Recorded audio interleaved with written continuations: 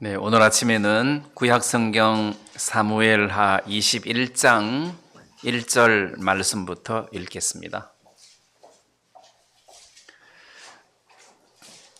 다윗 세 시대에 연분연 3년 기근이 있으므로 다윗이 여호와 앞에 간구하매 여호와께서 가라사대 이는 사울과 피를 흘린 그 집을 인함이니 저가 기브온 사람을 죽였음이니라 하시니라. 기브온 사람은 이스라엘 족속이 아니요 아모리 사람 중에서 남은 자라.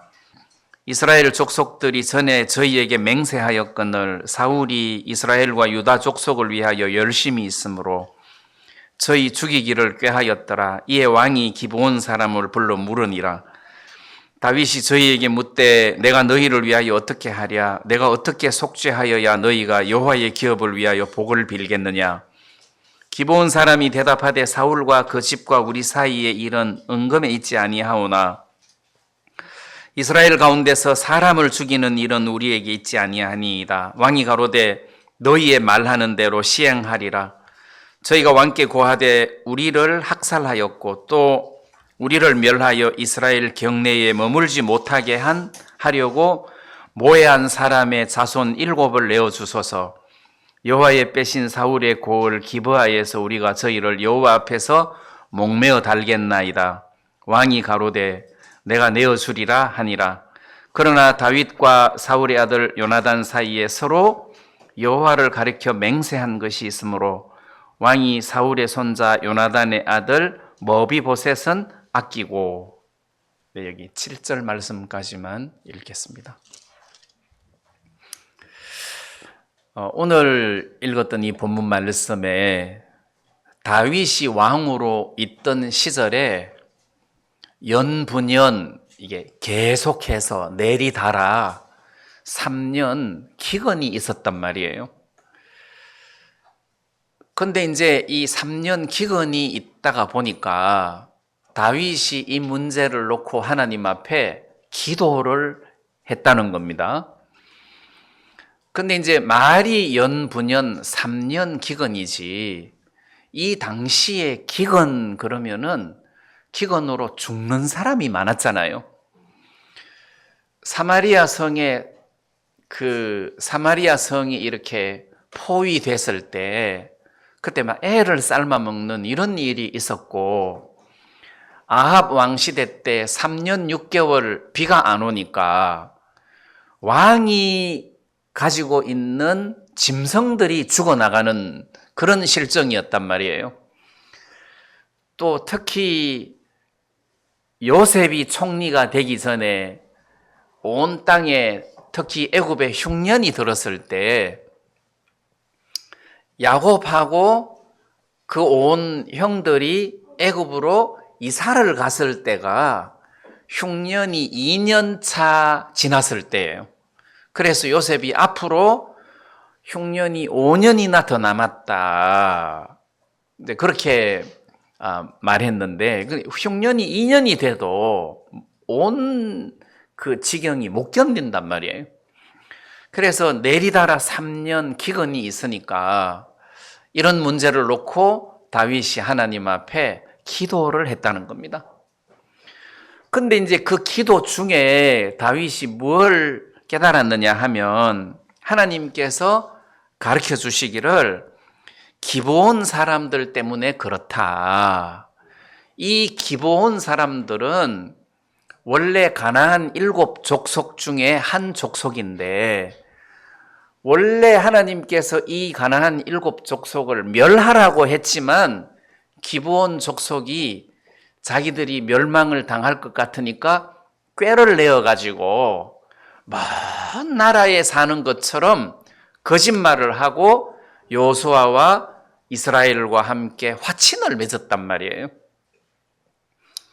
근데 이제 그 화친을 맺었다는 것은 내가 너희들을 멸하지 아니하리라 이런 맹세를 기브온 족속들하고 맺었는데 사울 왕이 그 맹세를 무시하고 기브온 족속들을 죽이고 학살하고 아주 그냥 멸망시키려고 많은 기브온 족속들을 죽인 거예요. 사울이 왕으로 있을 때.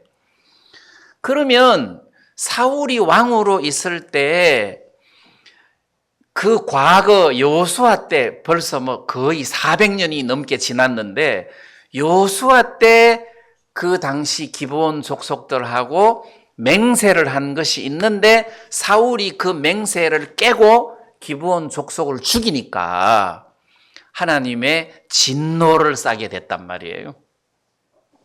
그걸 다윗이 깨닫고 다윗이 기브온 사람들에게 내가 너희들에게 어떻게 해야 너희들이 이 이스라엘의 기업을 위하여 복을 빌겠느냐. 그러니까 그 사울의 후손 7을 내어달라. 여호와 앞에서 목을 메어 달아 죽이겠다. 그것은 일종의 복수라는 의미보다도 맹세를 깨트렸으니까 그 맹세대로, 왜냐하면 이런 일을 안 하면 앞으로 또 이런 일이 생길 수 있단 말이에요.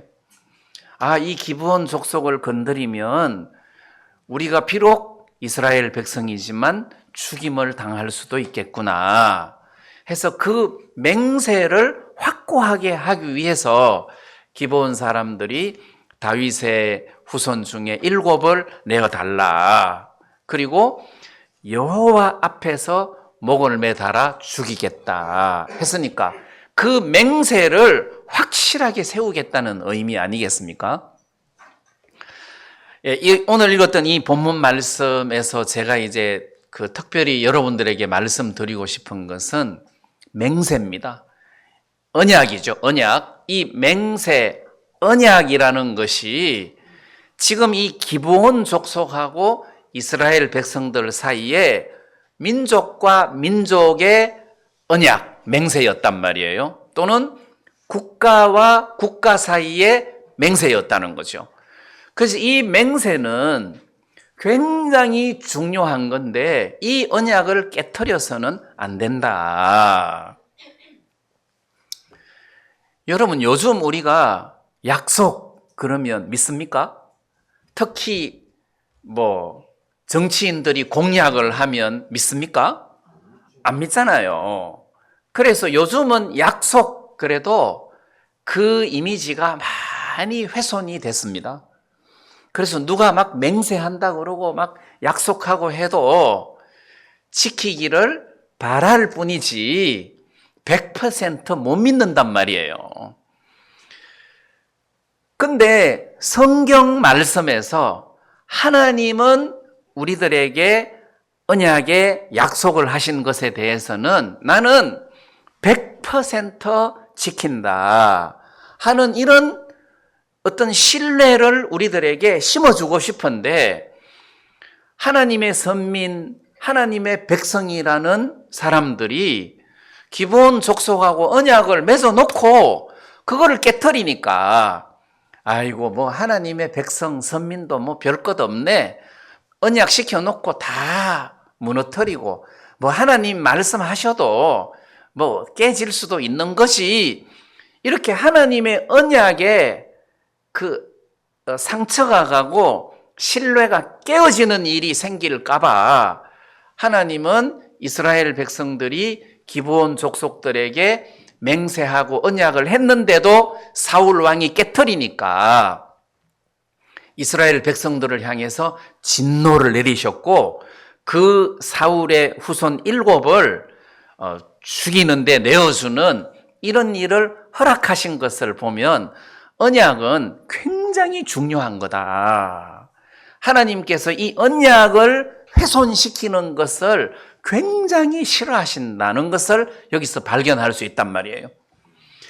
그래서 이 기브온 족속들하고 이스라엘 백성들 사이의 언약은 민족과 민족 사이의 언약이지만 지금 우리가 성경 말씀을 읽고 믿고 하는 것은 하나님과 우리 사이의 언약이라는 거죠.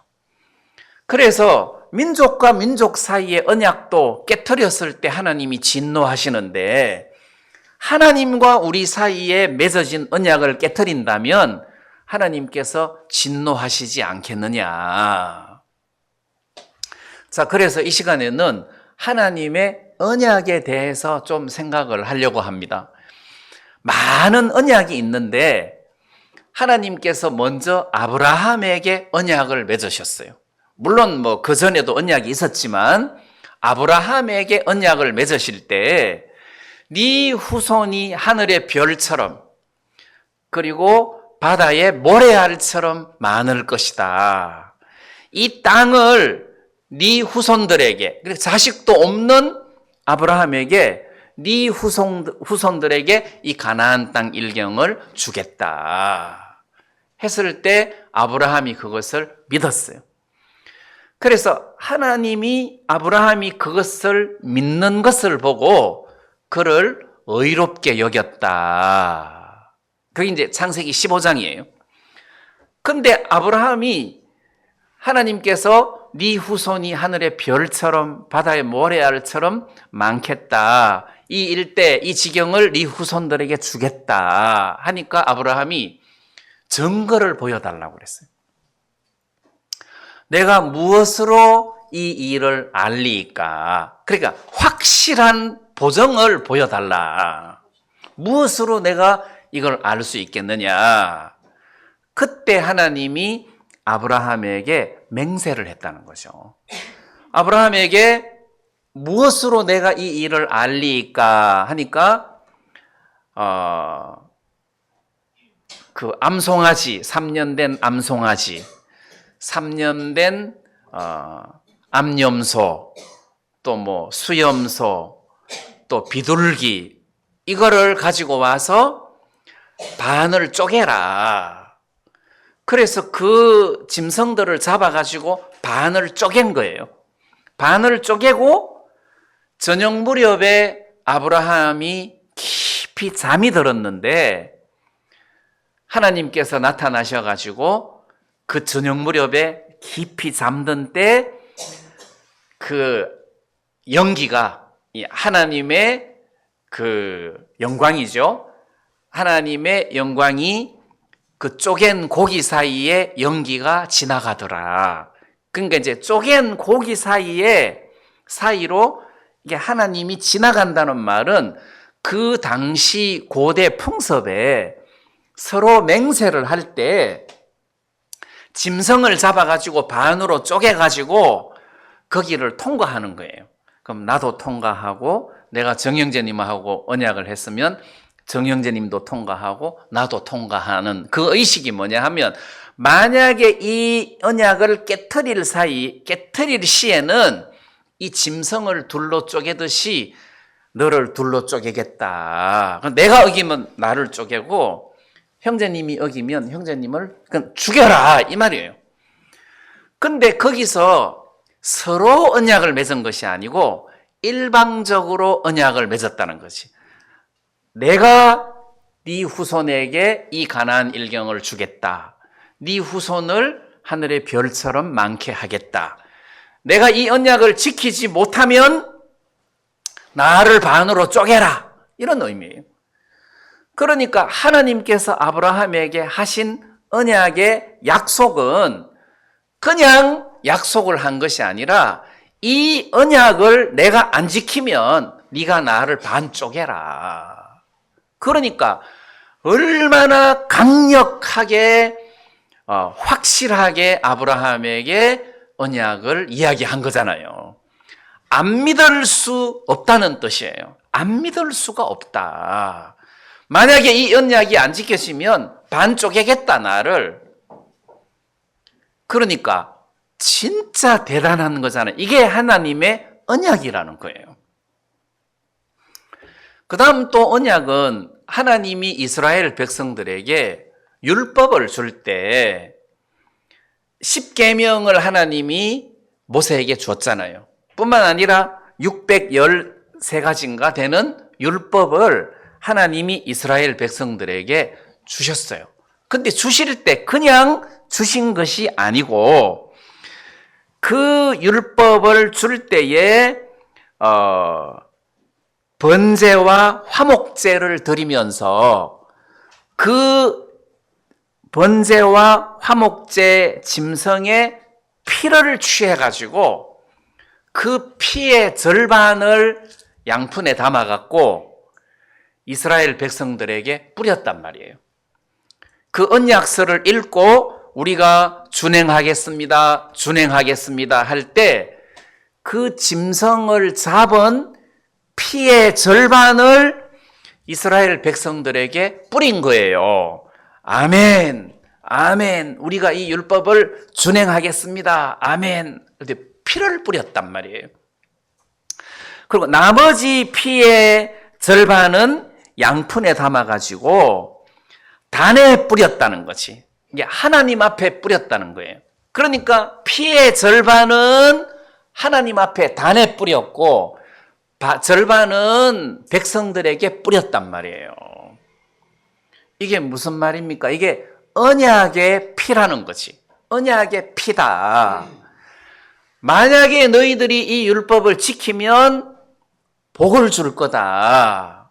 만약에 못 지키면 죽일 거다. 이 말이에요. 이게 피를 뿌려서 언약을 세웠다는 것은, 이게 언약의 피라는 것은 죽인다는 뜻이에요. 왜 무슨 영화나 소설에 보면 막 의형제를 맺고 그 술에다가 이렇게 서로 피를 섞어 가지고 이렇게 마시잖아요. 그러면서 우리는 이제 의형제다.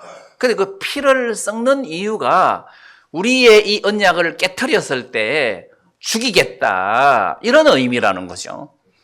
그러면 하나님이 이스라엘 백성들에게 율법을 줄 때 만약에 너희들이 이 율법을 못 지키면 죽인다 해서 상호 간의 동의하에 피를 뿌린 거예요. 그래서 이게 언약의 피라는 겁니다.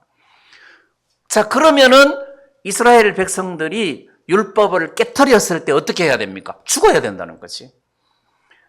죽어야 된다. 그래서 하나님 용서해 주세요, 이래가지고 되는 게 아니라 죽어야 된다는 거죠. 왜? 언약으로 피로 맺은 언약이라는 거죠. 죽어야 된다. 만약에 하나님이, 예를 들어서 이스라엘 백성들이 언약을 깨트렸는데 하나님이 이스라엘 백성들을 안 죽이면 그러면 하나님도 죽어야 돼. 언약을 깨트렸으니까. 반드시 하나님은 공의로운 재판관으로서 이스라엘 백성들을 죽여서 피를 흘려야 된단 말이에요. 그래서 죄의 싹은 사망이고 피 흘림이 없은즉 사함이 없느니라가 나오는 이유가 피로 언약을 맺었다는 거예요. 그래서 그 구약의 속죄 제사를 드릴 때 짐승의 피를 흘려서 짐승을 죽이는 것은 피로 언약을 맺었기 때문에 죽어야 그 죄가 씻겨진다는 겁니다. 하나님은 이렇게 피로 언약을 맺은 거예요. 피로 맺었다. 그래서 그 히브리서 9장 15절에 보면 아주 중요한 말씀이 있습니다. 거기 보면 히브리서 9장 15절에 이를 인하여 그는 새 언약의 중보니 이는 첫 언약 때에 범한 죄를 속하려고 죽어사. 그러니까 예수님이 죽은 이유가 첫 언약 때에 범한 죄. 그러니까 첫 언약, 율법이죠. 그 율법 언약을 맺을 때 피 뿌리고 언약을 맺었잖아요. 그럼 어겼을 때 죽어야 된다는 거지. 그래서 첫 언약 때에 범한 죄를 속하려고, 그러니까 우리 대신 피를 흘리시려고 예수님이 죽으셨다. 그래서 예수님이 죽은 거다. 그래서 이 대목에서 첫 언약 때에 범한 죄를 속하려고 죽었다. 그리고 새 언약을 우리들에게 주셨는데 이 새 언약은 예수 그리스도, 이렇게 예수님이 내 대신 피를 흘리심으로 말미암아 우리의 모든 죄를 씻으셔서 우리로 하나님의 자녀가 되게 했다는 사실을 믿음으로 구원을 받는 것을 말하는데, 이렇게 새 언약을 우리들에게 주셨단 말이에요. 왜 최후의 만찬 때 예수님께서 십자가에 못 박혀 잡혀 죽으시던 전날 밤에 제자들과 함께 포도주를 이렇게 따라서 주면서 이것은 너희들의 죄를 위하여 흘리는 바 언약의 피다 이랬단 말이에요. 언약의 피다. 그리고 언약의 피라는 것은 피로 약속을 했기 때문에 어겼을 때 피를 흘려야 되는 거예요. 그러니까 예수님께서 그 흘린 피가 언약대로 피를 흘린 거다 이 말이에요. 자, 그러면 제가 여기서 말씀드리려고 하는 것은 하나님은 우리들에게 약속을 하실 때 목숨을 걸고 약속을 하시고 피로 약속을 하시기 때문에 하나님께서 하신 언약의 말씀은 확실하다. 절대로 깨트려질 수가 없고 안 지켜질 수가 없다. 이런 의미라는 거죠. 자, 그러면 율법의 언약 다음에 새 언약을 우리들에게 주시면서 하나님께서 우리들에게 많은 언약의 말씀을 주셨어요. 영접하는 자, 곧 그 이름을 믿는 자들에게는 하나님의 자녀가 되는 권세를 주셨으니, 자, 우리가 그 예수님을 믿을 때 하나님의 자녀가 되는 권한을 줬단 말이에요. 그러면 하나님께서 이렇게 우리들에게 언약을 하셨다면 이 언약은 사실과 마찬가지라는 거죠. 이 언약을 믿으면 사실과 마찬가지다. 그래서 우리는 믿음으로 나는 하나님의 아들이다. 나는 하나님의 아들의 권세를 받았다. 이 권세는 하나님 나라를 상속받을 수 있는 권한을, 법적인 권한을 말하는 거예요. 자, 그래서 하나님께서 말씀하신 언약은 하늘이 두 쪽 나도 하나님께서 지킨다. 이런 의미라는 거죠. 자, 그러면 이 성경 말씀이 구약, 약속이란 말, 언약이란 말이지. 구약, 언약, 신약, 언약이라는 것이. 하나님의 말씀은 전부 다 언약이에요. 언약이다. 그럼 우리는 뭘 믿느냐? 말씀을 믿는 사람이라는 거지. 그래서 성경의 히브리서에서는 그 믿음은 바라는 것들의 실상이다.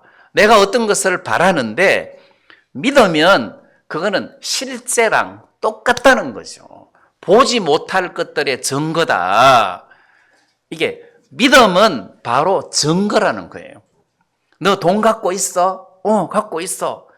너 죄 있어 없어? 나 없어. 그럼 네가 죄 없다는 증거를 대봐. 그러면 성경 말씀을 딱 대면 된다는 거죠. 이 말씀을 믿는 믿음이 증거라는 것이, 이 언약이 증거라는 거예요. 자, 그래서 우리는 이 말씀을 믿는 믿음으로 의인이 되기도 하고 복을 받기도 하고 병이 낫기도 하고 어려움에서 벗어나기도 하고 문제를 해결하기도 하고 이렇게 한단 말이에요. 그래서 저는 오늘 그 사무엘하 21장을 통해서 하나님은 당신이 내뱉으신 언약의 말씀에 대해서 100% 확실하게 지키시는 분이다 하는 것을 여기서 어필해 준다는 거예요. 지금 기브온 족속하고 이스라엘 백성들 사이에 맺은 화친에는 하나님이 개입된 게 아니에요. 만약에 하나님이 개입됐으면 기브온 족속들이 거짓말 해가지고 왔으니 화친을 아예 안 하죠. 근데 기브온 족속들이 거짓말 해가지고 아주 강교하게 가나안 7족속이 아닌 것처럼 속여서 여호수아하고 화친을 맺었단 말이에요. 이스라엘하고 화친을 맺었단 말이에요. 근데 화친을 맺고 난 다음에 3일 만에 이스라엘 백성들이 이 사람은 먼 나라에 속한 사람이 아니고 가나안 일경에 사는 사람이구나 하는 것을 알았어요. 그래서 그 사람들에게 왜 너희들이 이렇게 거짓말했냐? 우리가 하나님의 역사를 다 들었는데 우리가 멸망을 당할까 봐 어쩔 수 없이 생명을 위해서 이렇게 했다. 자, 그렇게 변명을 하니까 여호수아와 족장들이 그 기브온 사람들을 그러면 여호와의 단과 이스라엘을 위하여 나무를 패고 물 깃는 종을 삼아야겠다 해서 그들을 종으로 삼잖아요. 그들을 종으로 삼았을 때 그들이 막 불평한 게 아니고 오히려 감사했지. 왜냐하면 살려주는 것만으로도 감사하잖아요. 이게 구원받은 사람의 모습이라야 된다는 거지. 왜냐하면 이 가나안 7 족속은 우리하고 똑같은 신세 아니에요. 그들은 죽을 수밖에 없는, 저주받을 수밖에 없는 가나안 땅에서 살 수 없는 인간인들이었단 말이에요. 근데 그들 마음이 너무너무 간절하고 생명을 사모하는 마음으로 하나님께서 그들을 구원을 해 주셨는데 우리하고 신세가 똑같다는 거죠. 기본 족속들은 나무를 패고 물을 길른 종으로 삼았을 때 막 불평한 게 아니라 그들은 오히려 기뻐하면서 그걸 수용을 했단 말입니다. 그럼 우리는 구원을 받았어요. 하나님의 심판에서부터 벗어났어요. 구원을 받았어요. 그러면 내 삶이 비록 나무 패고 물 길른 그런 종의 삶을 살아도 하나님 구원해 주신 것만으로도 감지덕지합니다. 하나님 감사합니다. 이렇게 살아야 되는데 왜 나를 이렇게 나무 패고 물 깃는 이런 삶을 살게 하십니까? 차라리 구원을 시키지 말지 이제 이런 식으로 하나님을 땡강 놓는 하나님 앞에서 이런 마음을 가질 때가 있는데 구원의 크기가 얼마나 큰지를 몰라서 그렇다는 거죠. 또는 하나님의 심판이 얼마나 무서운지를 몰라서 그렇다는 거죠. 우리가 하늘나라에 가면 제일 먼저 감사할 게 구원을 감사할 거 아니에요. 자, 그래서 기브온 족속들이 그렇게 종이 되고 물 길른 사람이 되고 나무 패는 사람이 되어도 기쁨으로 그것을 수용을 했고 또 그때 이스라엘 백성들은 어떤 말을 했느냐 하면 이스라엘 백성들이 여호수아와 족장을 원망을 해도 여호수아 9장 19절에 보니까 모든 족장이 온 회중에게 이르되 우리가 이스라엘 하나님 여호와로 그들에게 맹세하였은즉 이제 그들을 건드리지 못하리라. 그래서 우리가 그들에게 맹세한 맹약을 인하여 진노가 우리에게 임할까 하노라. 그래서 못 건드린다는 거지. 맹세를 했으니까 우리가 그들을 못 건드린다. 근데 사울이 건드렸으니까 맹세를 깨트렸잖아요. 하나님이 개입을 하신단 말이에요. 하나님이 개입을 안 하면 맹세도 별 소용없네. 세월 지나니까 맹세고 나발이고 다 필요 없고 우리 죽이네. 하나님도 마찬가지지 해서 하나님 쪽으로 신뢰가 깨진다는 거예요. 그래서 하나님께서 이스라엘 백성들을 간섭하신 거 아니에요. 그래서 그들에게 진노하시고 3년 내리 달아서 큰 기근을 주셨고 그리고 기브온 족속들 사이에 이 문제를 이렇게 화해하도록 하나님이 다윗을 통해서 끌어가셨단 말이에요. 그 사울의 후손들 7을 죽이는 것을 통해서 화해함으로 이 문제를 풀었다는 거죠. 그러면 이 메시지를 통해서 하나님은 우리가 하나님 앞에 약속한 것이 아니에요. 하나님이 우리들에게 하신 약속에 대해서 나는 100% 지킨다. 요즘 애들 말로는 120%, 200%를 지킨다. 반드시 지킨다. 내가 한 이 언약의 메시지는 반드시 지킨다. 그래서 하나님의 말씀은 실상과 같다는 겁니다. 하나님의 말씀은 곧 실상이다. 예를 들어 갖고 아주 좋은 기업의 약속 어음은 현금하고 똑같다. 근데 뭐 약속 어음은 부도 날 확률이 언제든지 있으니까 좀 조심스럽지만 하나님의 약속 어음은 현금이랑 똑같다.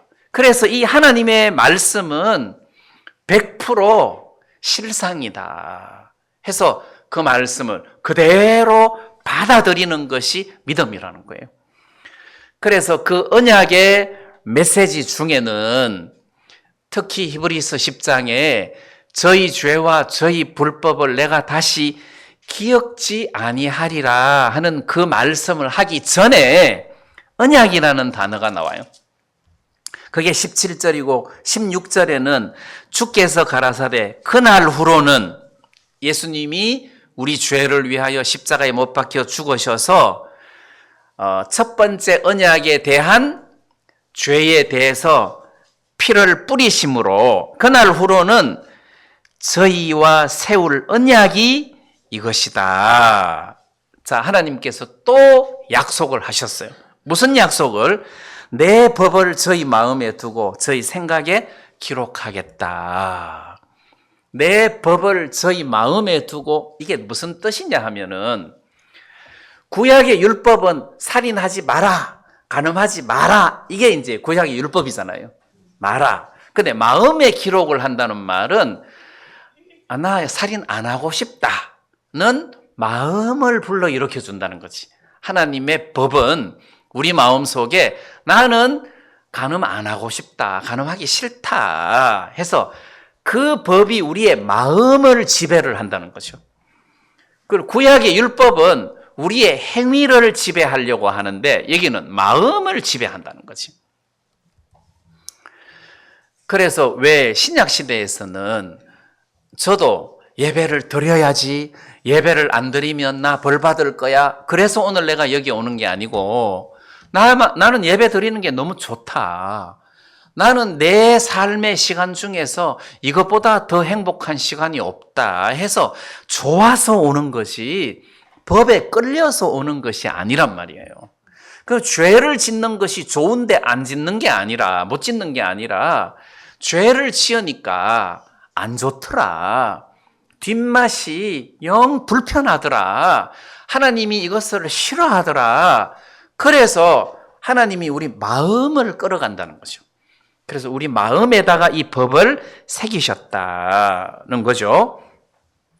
저희 생각에 기록하리라 해가지고 내 생각에서 자꾸 이건 아니야, 이거 하나님 싫어하시는 거야, 이게 생각에서 하나님이 우리를 끌어가시는 이런 방법으로 하나님께서 우리를 이끌어 가신다. 그리고 저희 죄와 저희 불법을 내가 다시 기억지 아니하리라. 이거는 하나님의 약속이라는 거예요. 하나님의 약속이다.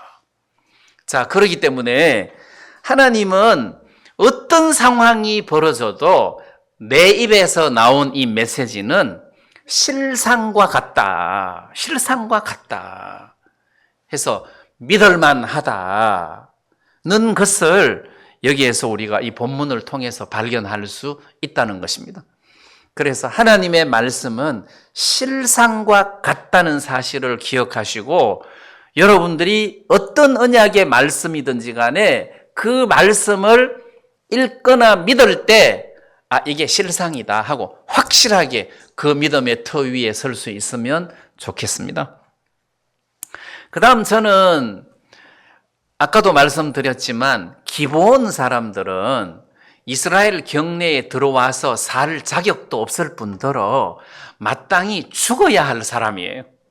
마땅히 죽어야 할 사람들인데 그들이 하나님의 역사를 소문으로 들었단 말이에요. 애굽 땅에서 역사하신 하나님, 40년 동안 광야에서 그들을 이끄셨던 하나님, 또는 여리고성, 아이성 사람들에게 역사하셨던 하나님, 이런 소문들을 다 듣고 보니까 기브온성 사람들이 자기들은 국력이 그 근처에 있는 나라들보다 국력이 굉장히 센 나라인데도 불구하고 우리가 하나님의 백성들에게 싸워서 이길 수 없다.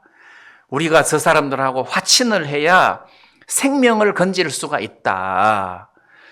그래서 그들이 좀 강교하지만은 거짓말을 해서라도 이스라엘 백성들하고 화친을 했는데 하나님께서 여호수아에게 야, 그놈들은 아모리 족속이야 하고 얼마든지 가르쳐 줄 수도 있는데, 그리고 또 여호수아나 족장들이 하나님 이 사람들하고 화친할까요 말까요 하고 기도해서 물어볼 수도 있는데 아무도, 하나님도 언급 안 하시고 아무도 의심하지 않고 넙죽 받아들였다는 거죠.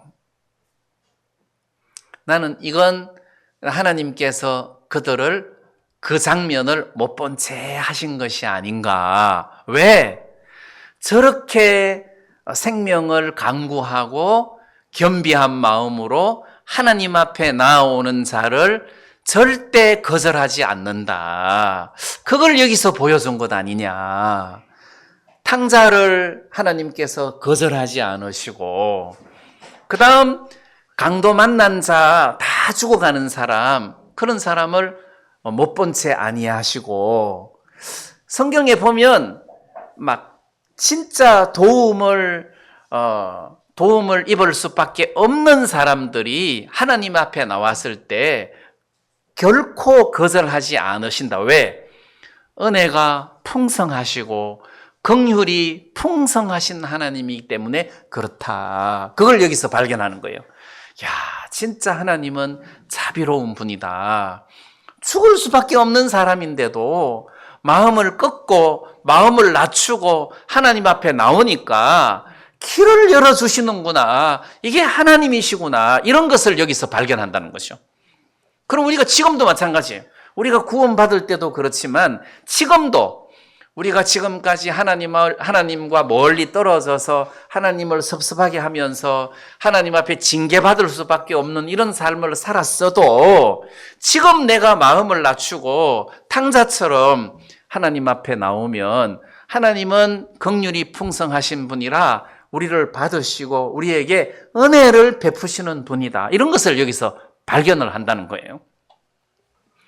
저는 아합 왕이 얼마나 악한 왕인지를 우리가 성경을 통해서 자세하게 읽고, 그 열왕기 상하가 열왕들의 행적들을 기록해 놓은 책인데, 그 열왕기 상하에 아합의 일대기를 굉장히 많이 할애해서 기록을 해놨어요.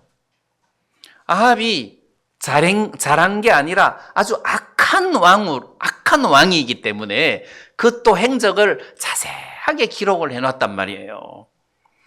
자, 그런데도 불구하고 어느 날 선지자가 하나님의 말씀을 대언하면서 저주를 하니까 아합이 금식을 하면서, 그리고 베옷을 입고 행보도 천천히 하고 마음을 겸비하게 하고 회개하니까 하나님이 그 엘리야 선지자에게 너 아합을 보느냐?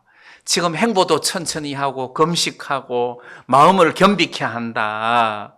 그래서 이 저주를 그 시대에는 내리지 않겠다. 하나님 이렇게 이야기하시는 거예요. 하나님이 엘리야를 보고 엘리야야 아합 봐라, 아합 봐라, 아합 봐라. 아합이 왜요? 악한 왕인데. 근데 너무 겸비한 모습을 하니까 그게 보기 좋은 거예요.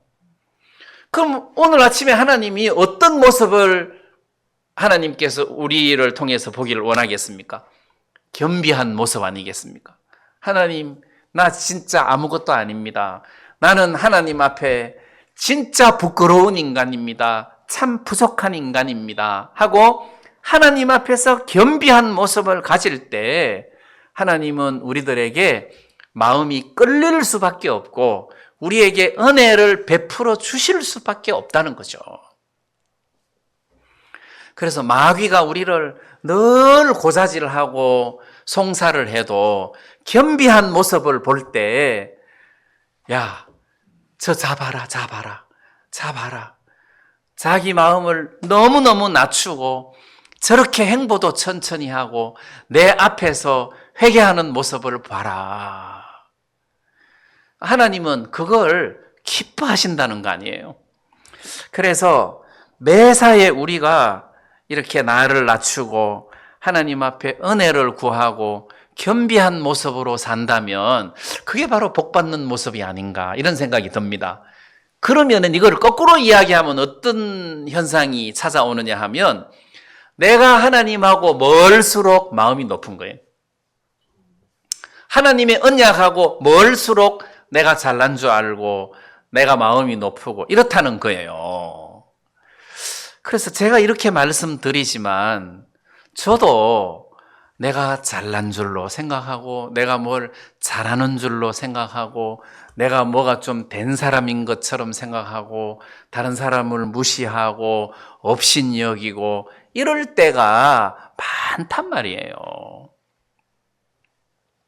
한 번은 어떤 형제님이 나한테 목사님은 은근히 사모님을 이렇게 무시하는 경우가 있습니다. 그러더라고. 그래서 내가? 그러니까 네. 그래서 제가 깜짝 놀랐어요. 아, 내가 은근히 우리 집 사람을 무시하는구나. 그리고 뭐 어디 계산해 보면 우리 집 사람은 나보다 훨씬 잘났거든. 뭐 1급 교사 자격증도 있는 데다가 뭐 이렇게 따지고 보면 참 이렇게. 그래서 하나님이 이런 그 스토리가 있어요. 어떤 처녀가 강간을 당했어. 강간을 당했는데 그게 임신이 됐어. 그래서 이 처녀가 이 애를 낳기 싫은 거야. 왜냐하면 짐승 같은 놈의 씨니까 낳기가 싫은 거라. 근데 이 애를 떼려고 하니까 또 이 애가 너무 불쌍한 거라. 그래서 낳았대. 그래 낳고 이 애를 보육원에다가 맡겼대. 그리고 잊어버렸대. 얘가 이제 큰 거예요. 그럼 얘 신세는 어떻게 했어요? 아버지가 나쁜 놈인데다가 엄마는 자기를 버렸는데다가 보육원에서 이렇게 커서, 근데 걔가 커서 목사가 됐어요. 그리고 어떻게 그 친엄마를 찾아가지고 전화로 1000마디가 어머니 나를 낳아주셔서 감사합니다. 이렇게 했다는 거죠. 낳아주셔서 감사합니다. 그럼 보통 왜 날 낳았어? 죽이지. 이렇게 해야 되는데 나를 낳아주셔서 감사합니다. 왜냐하면 구원을 받았으니까. 날 낳아주셔서 감사합니다. 자, 그런 사람 같으면 뭐 어디 가서 자기 자랑할 게 있겠습니까? 아버지 뭐 하는 사람이야? 그러면 우리 아버지 강간범이에요. 뭐 이렇게 이야기해야 되는데 나도 마찬가지 아니겠습니까? 내가 뭐 잘난 게 있나? 집안이 좋은가? 뭐 학력이 좋은가? 뭘 잘하는 게 있나? 하나님 은혜로 일찍 구원받았다는 것밖에 없는데 그러면 내가 형제 자매들도 은근히 무시했겠구나. 은근히 무시했겠구나. 뭐 잘난 것도 한 개도 없는데.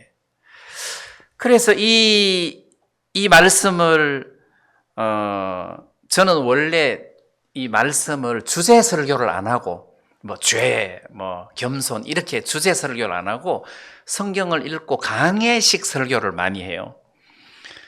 근데 이렇게 강해식 설교를 하는데 내가 은혜를 입기 위해서 본문을 이제 일요일 저녁부터 정해놓고 또는 월요일쯤 해서 본문을 정해놓고 일주일 내내 그것을 생각을 하고 묵상을 하고 이렇게 한단 말이에요.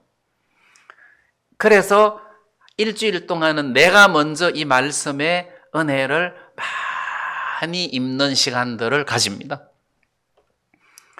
근데 이 기본 족속들을 생각하니까 너무 존경스러운 거라. 나하고 비교해보면 이 사람들은 진짜 큰 나라 사람들이거든요. 야,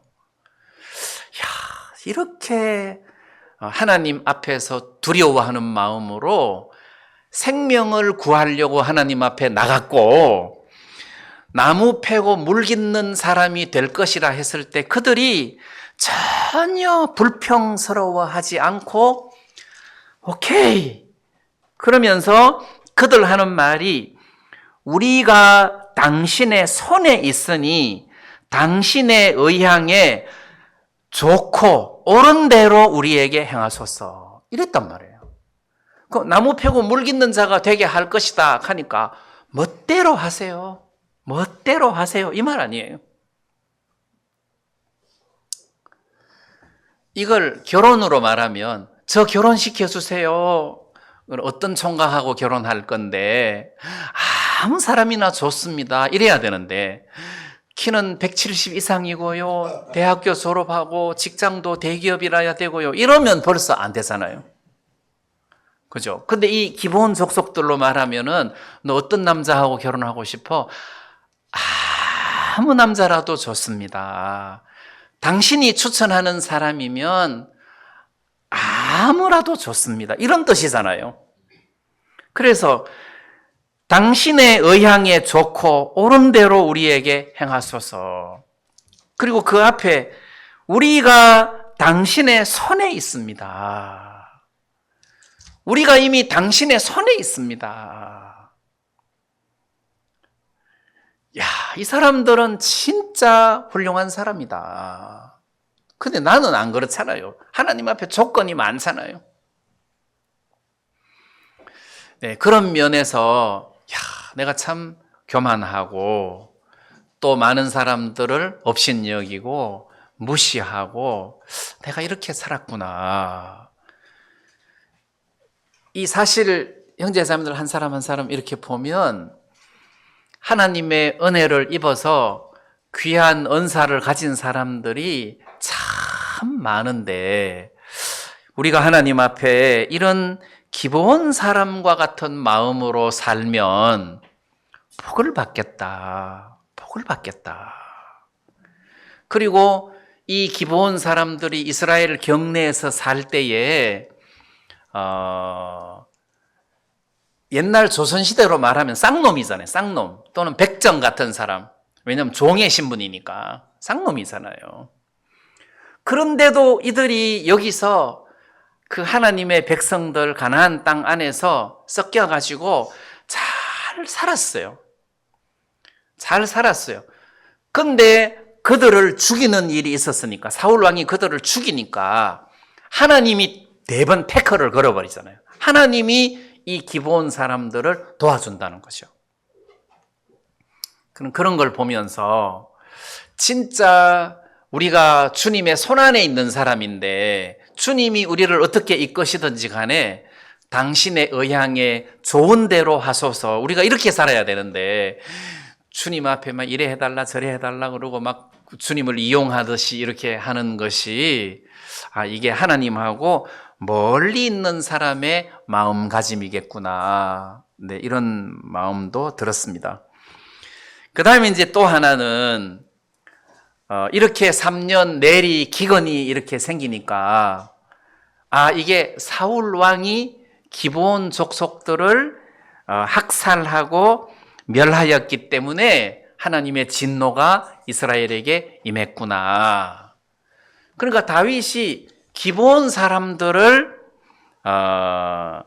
사람들하고 이제 이야기를 하잖아요.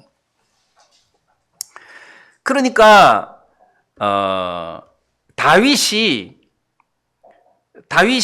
기본 사람들을 불러가지고 이렇게 했어요. 3절에 보니까 내가 너희를 위하여 어떻게 하랴?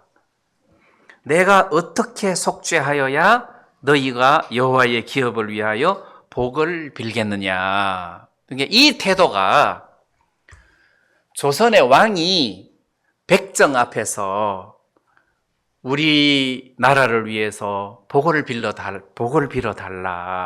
하고 도움을 요청하는 것과 똑같은 상황 아니겠어요? 이거는 임금으로서 있을 수 없는 모습이란 말이에요.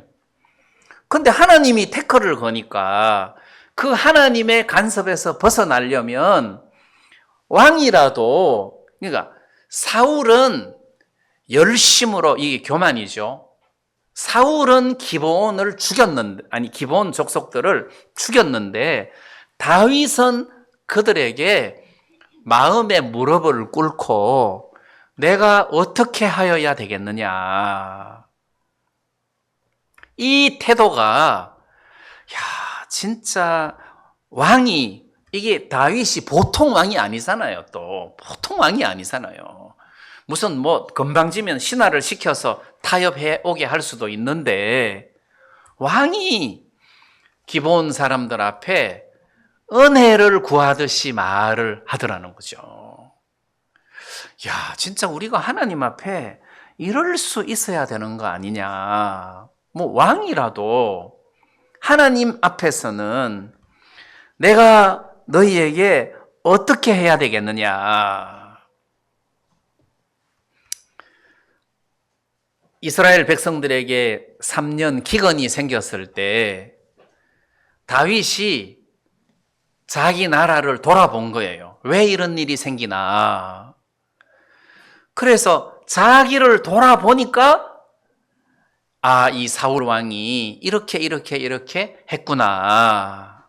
이 문제를 풀어야 되겠다. 자, 이런 생각을 했죠. 자, 그러면 우리도 삶 속에서 기근이 찾아오거나 문제가 찾아올 때 우리를 한번 돌아볼 수 있는 기회로 삼으면 좋겠다는 거죠. 그렇지, 하나님 왜 요즘 이렇게 어려운 일이 생깁니까? 해서 나를 돌아보고, 그리고 뭔지 잘 모르겠거든 일단 하나님 은혜로 마음을 낮추어야 돼요. 하나님 은혜로 마음을 낮추면 하나님께서 우리들에게 하시는 음성이 들린다. 마음을 왜 사람이 배가 고프면 감각기관이 살아나가지고 심리 밖에서 끓이는 된장 냄새도 맡을 수 있으니까, 배가 고프면. 예, 그렇듯이 마음을 낮추면 하나님 음성이 잘 들린다. 그래서 이런저런 어려운 일이 있을 때 하나님 왜 이런 어려운 일이 찾아옵니까? 해서 하나님 앞에 나를 돌아보면 하나님께서 우리들에게 하시는 마음, 주시는 마음, 하시는 말씀이 있을 것이다. 그래서 우리가 하나님과 더불어 동행하는 것이 아닌가. 네, 이런 말씀을 드리고 싶은데, 그래서 오늘 이 대목에서 이 맹세라는 단어하고 이 언약의 맹세, 하나님께서 하시는 이 메시지, 말씀에 대한 어떤 맹세, 이걸 하나님이 굉장히 중요하게 생각하시는구나. 그래서 당신이 내뱉은 말은 사실과 같다 해서 우리가 이 말씀을 사실처럼, 그래서 증거를 대라 그러면 말씀을 딱 내놓으면 된다는 거죠. 말씀을 딱 내놓으면 이게 증거라. 뭐 인감증명, 인감도장 하듯이 이게 인감도장, 인감증명이라. 내가 의인이라는 증거는 술이 끊어졌어, 이게 아니에요. 이건 증거가 안 돼요. 왜냐하면 절에 다니는 사람도 술 끊는 사람 많으니까. 그건 증거가 될 수 없어요. 내가 구원받은 증거는 말씀이라 해야 돼요. 이게 인감증명, 인감도장하고 똑같은 거예요. 하나님의 인감도장, 하나님의 인감증명이에요. 그래서 이걸로 사실이다 해서 우리가 마음으로 받아들이고 믿으면 그 믿음대로 우리 속에 이루어지는 거 아니냐 해서 이 언약의 말씀의 중요성을 말씀드리고 싶고, 그 다음에 다윗도 요나단하고 언약한 게 있잖아요. 그래서 요나단의 아들 머비보셋은 안 내주는 거라. 사울의 후손 7 중에서 다윗이 맹세한 것이 있기 때문에 그거를 기억하고 머비보셋은 안 내주고 다른 자손을 내주잖아요. 그래서 언약을 기억한다는 것은 곧 믿음이다. 네, 이런 생각이 마음에서 들고, 그 다음에는 하나님 앞에서 기본 사람들처럼 진짜 겸비한 마음으로 하나님 앞에 살 때 멸망당할 수밖에 없는 사람이지만 은혜를 입더라. 그런 사람들은 자기 인생이 주님 손안에 있다는 것을 믿기 때문에 어떤 상황이 찾아와도 절대 불평하지 못하더라. 불평하지 않더라.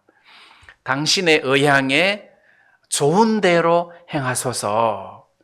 이 낮은 마음으로 주님에게 우리가 이렇게 고백할 수 있으면 좋겠습니다. 늘 내가 하나님 손에 있습니다. 하나님이 의향에 좋은 대로 내게 행하십시오. 그 대신 나는 마음을 팍 낮추어야 이 고백이 나오잖아요. 이렇게 좀 기근이 찾아왔을 때 하나님 앞에 이런 믿음으로 나가면 반드시 하나님께서 우리들에게 은혜를 베푸신다는 말씀을 드리고 싶습니다. 네, 오늘 말씀 여기까지 드리겠습니다.